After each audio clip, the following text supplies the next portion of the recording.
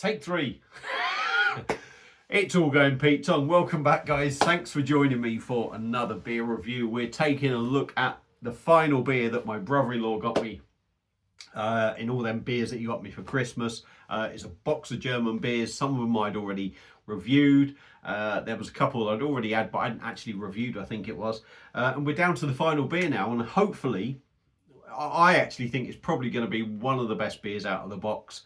I think it's from, well, it is one of the big 6 or 7 from Munich. I think it's 6 or 7 now. I think these ones kind of sort of like popped into it. I'm not sure.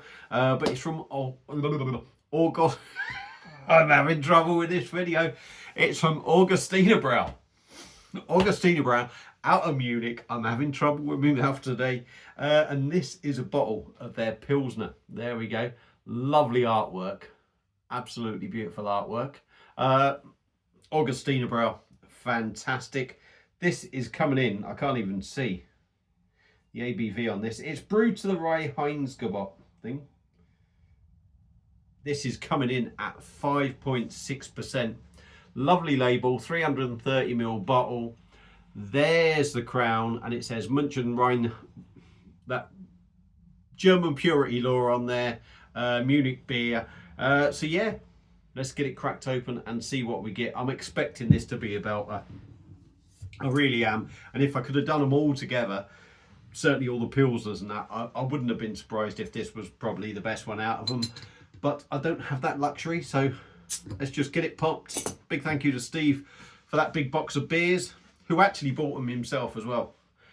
Bought exactly the same box. Not just to watch me, but I think just to try them anyway. So let's get it poured. It's nice and chilled, just come out of the fridge. You know, Lowenbrau, Spaten, Franziskaner. I'm trying to think of the others. I don't know. This is one of them, I think. Or it is. But I kind of get the impression this is the best one out of the big 6/7. I could be wrong. Please feel free to correct me. Certainly it used to be 6 without Augustiner brau. So anyway, we're talking rubbish now. I'm not sure how much it cost. I think he worked out all the beers he got me on average with postage and all that lot or whatever, coming at about £4 a bottle. So yeah, it's not the cheapest way to get a smaller bottle, but if the beer's good, it doesn't really matter. It's a beer in a glass. Don't have an Augustiner brau glass, so I'm putting it in this Pilsner glass. It's, believe it or not, you might think there's no sort of haze there, but I'm getting a very fine sort of haziness to it. It's sort of straw in colour, or is it just my glass? I'm not sure. Straw in colour anyway, even if the haziness ain't there. There's plenty of bubbles going up, as you can see, and we got a nice big head on it. Mix and match bubbles, but yeah, looks like a lager, exactly what you'd expect. Let's dive in on the nose and give it a sniff, see what we get. Very bready, I would say that's the first thing.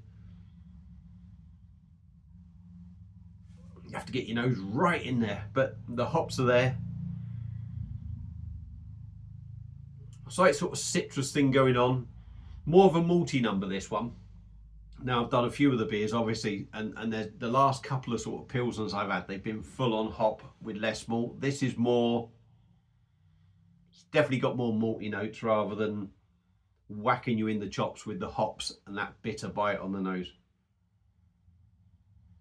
Yeah, I mean, the aromas are there, but not a lot going on, if I'm honest. But I fully expect something great on the taste. So we'll get a bit more in there. I'm expecting this to be clean, crisp and refreshing. Augustiner brau Pils, 5.6. And yet they do the Edelstoff, which is an export beer, that's 5.6. Be interested to know if these were exactly the same sort of beer. Anyway, stop talking, dive in. Cheers, Steve. Cheers, everyone.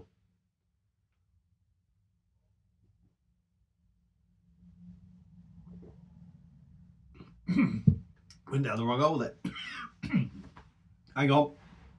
Well, that went well, didn't it? Went down the wrong hole. I'll tell you what, this is a car crash of a video. There's 3 takes and a pause. Let's go in again.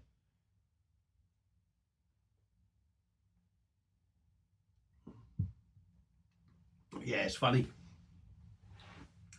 It'd be interesting to try this along with the Augustiner Edelstoff, because both 5.6%, and I'm getting that. I'm certain I got this sort of feel from the Edelstoff, but like I said, on the nose, more malty this one, but certainly in the taste you get that Pilsner, you get that hoppy kick, you get that hoppy bite. But let's go in and crack on.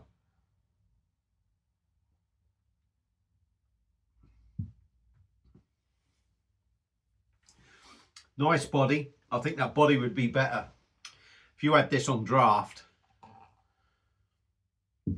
A nice big pint or 2 pint glass with a nice big thick head on it. I think you'd really appreciate this even more. It's got a decent body on it. It's a big strength, isn't it, for a Pilsner?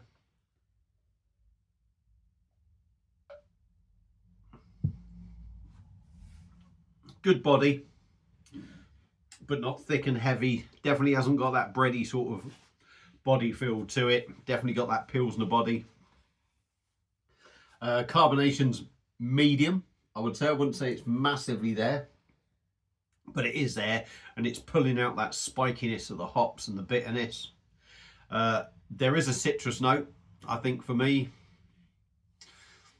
When you taste it, it's more sort of, you're hit with the hops and that bitterness, but I think that sort of citrus note is in the background and adding to all that. I feel I've got some wind coming up. Pardon me. Pardon me.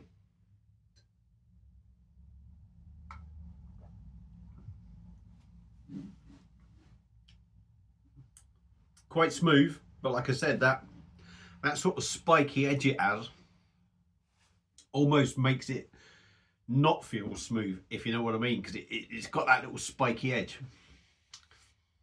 Very easy drinking. I actually think that, again, the more hoppy sort of Pilsners, I think are better colder.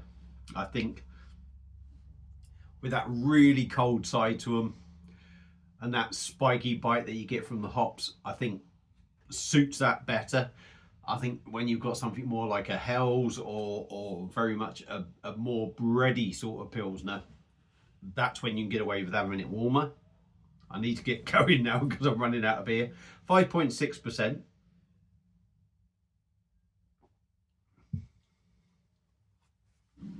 I wouldn't say you get that, but you certainly pick the hops up, which gives it that bitterness, which I always say always makes the beer feel stronger.